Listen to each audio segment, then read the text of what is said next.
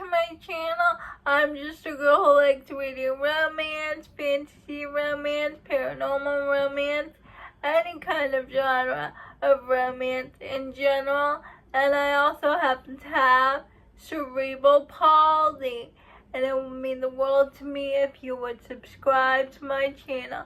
Happy Monday! I post new videos every Monday, Wednesday, and Friday. If you guys don't know, July is Disability Pride Month.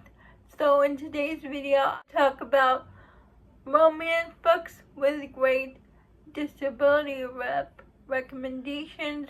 Avery from Ava's Romance Books and Tori from Novel Life also did this type of video.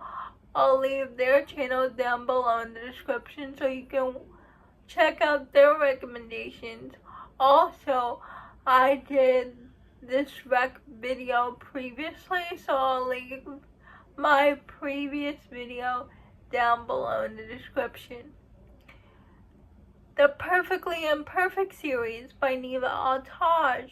In my first disability recommendation video, I recommended the first book in the series, but I have now caught up to all the books in the series, and I can confidently say every book has chronic illness or disability representation. What the Perfectly Imperfect series is about, it's a mafia romance series with different factions of the mafia. It mainly deals with arranged marriages. Either the hero or the heroine has a chronic illness or a disability. I'm also mentioning this series today because the Next Generation series, book 1, comes out today.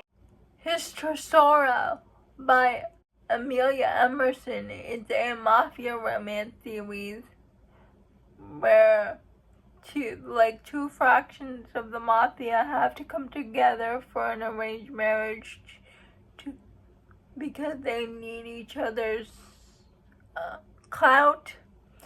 And the heroine is in a wheelchair, and when the heroine, on the wedding day, when the heroine shows up in a wheelchair, the hero doesn't even bat an eye.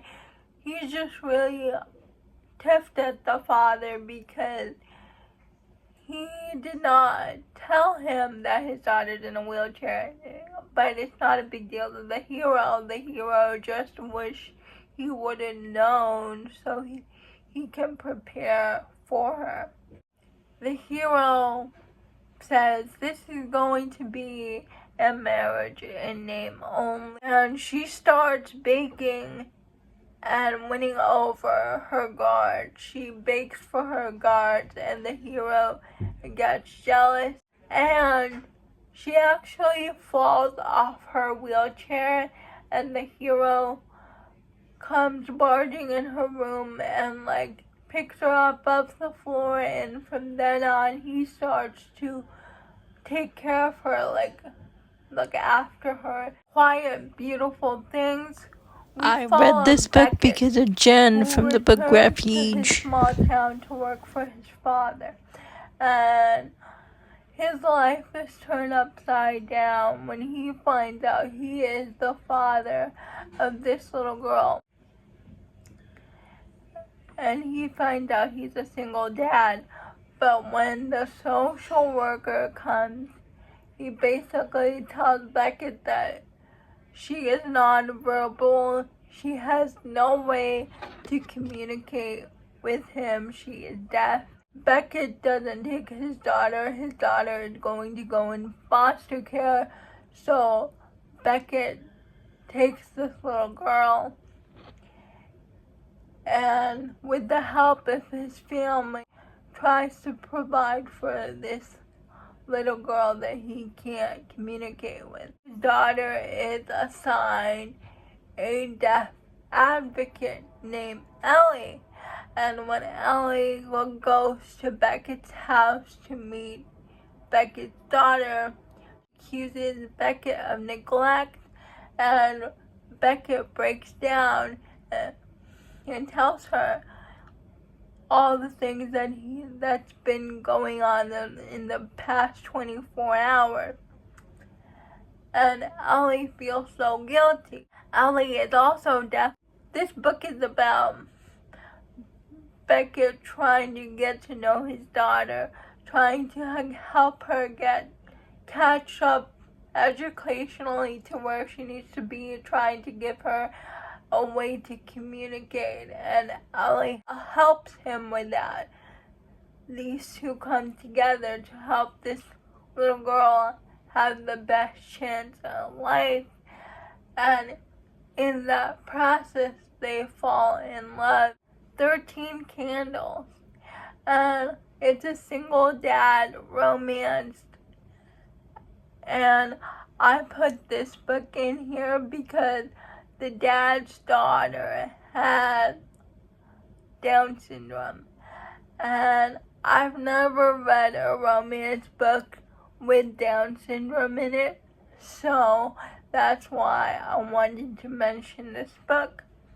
And I read this book because of Morgan. The dad is like a rancher. He owns a ranch, and one day his 12-year-old daughter comes home from school and learns that she's been learning about sex education in health class, and he thinks his daughter is too young to learn about that stuff, and his daughter tells him the name of her teacher.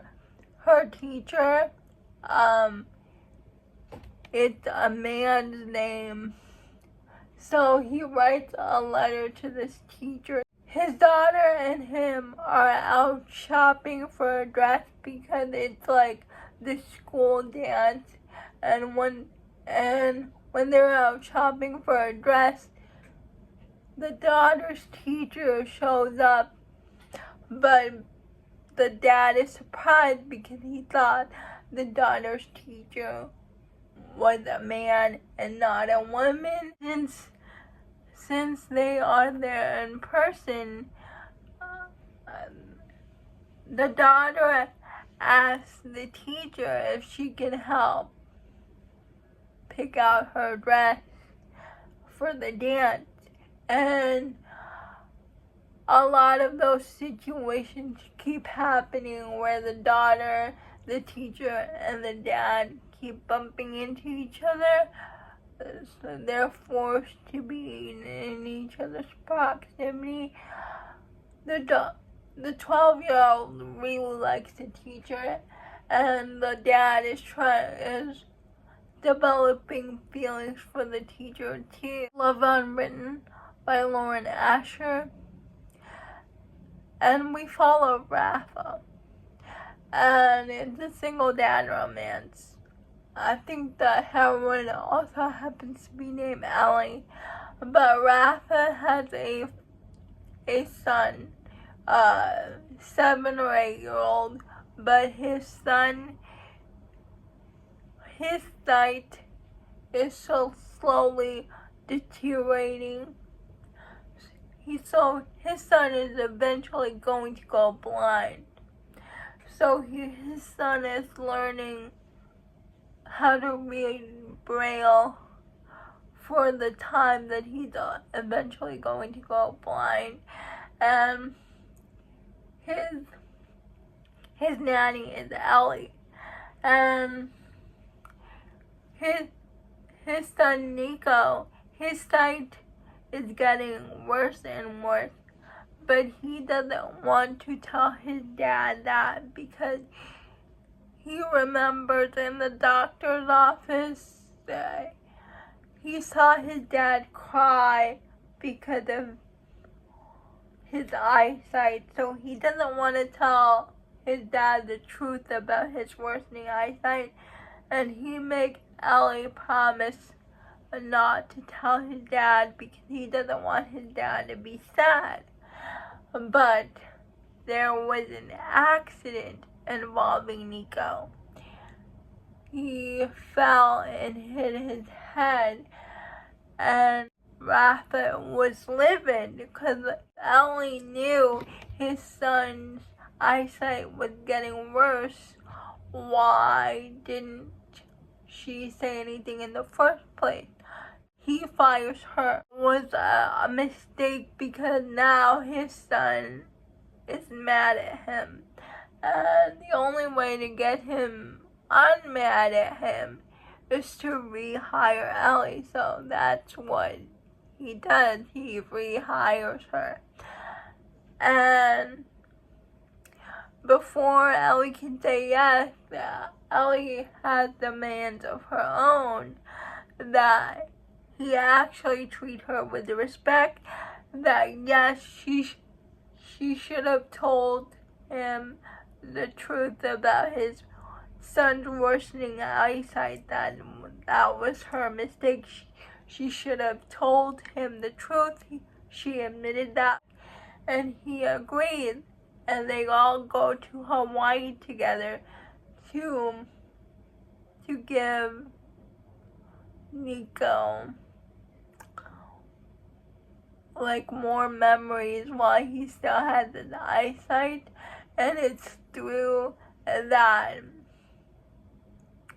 Hawaii trip that Rafa and Ellie grow closer than they were before, because Rafa has always been jealous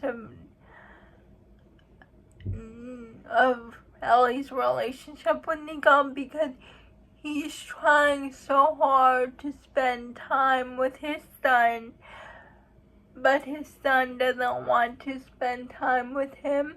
He just wants to be there for his son because he knows that his eyesight is not going to be there for much longer, but his son doesn't want to spend time with him because he knows that he's sad every time someone brings up his eyes, and he doesn't want to see his father cry again. So there's a disconnect between the son and the father, and Ellie bridges that gap between Rafa and Nico, and it was just so beautiful. Business casual. And I love this book. This book is my favorite book from the Love Light Farm series, and we follow Nova and Charlie. Nova and Charlie are at a wedding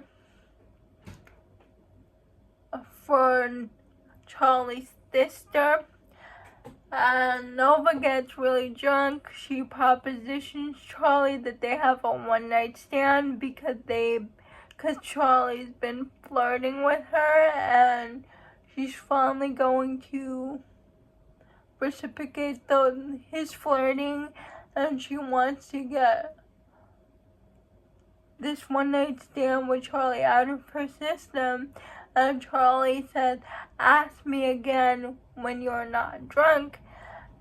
And she does. She asks him again, and Charlie stays in Love Light Farm because he gave his sister a honeymoon package, and while she's on her honeymoon for a month, he decides to run the farm for her.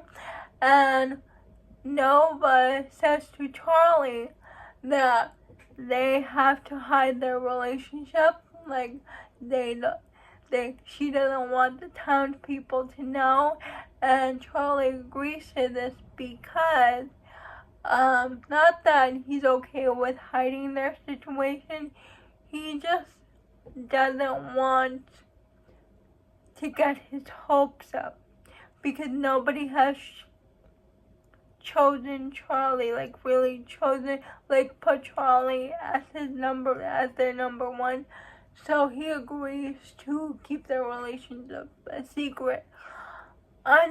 Unbeknownst to Charlie and Nova, the whole town knows about their secret relationship. So while they think they're keeping it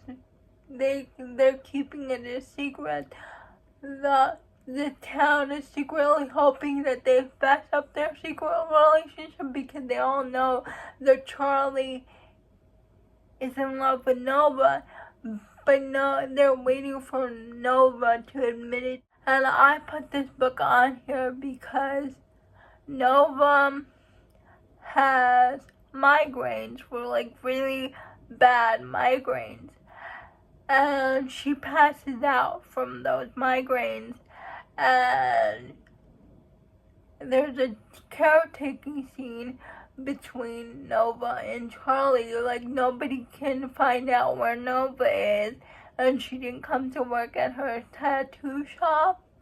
And Charlie goes to Nova's house during her migraine episode, and Charlie takes care of Nova. And also, Nova's dad is in a wheelchair. He has a spinal injury, so that's why he's in a wheelchair. And yeah, this book was so good. This book is my favorite book in the series. Those are all the recommendations I have for disability representation in romance. Please let me know if you read any of these books. I would love to know. Please like, comment, and subscribe to my channel. Liking this video would help me out a lot. And I'll see ya Wednesday. Bye.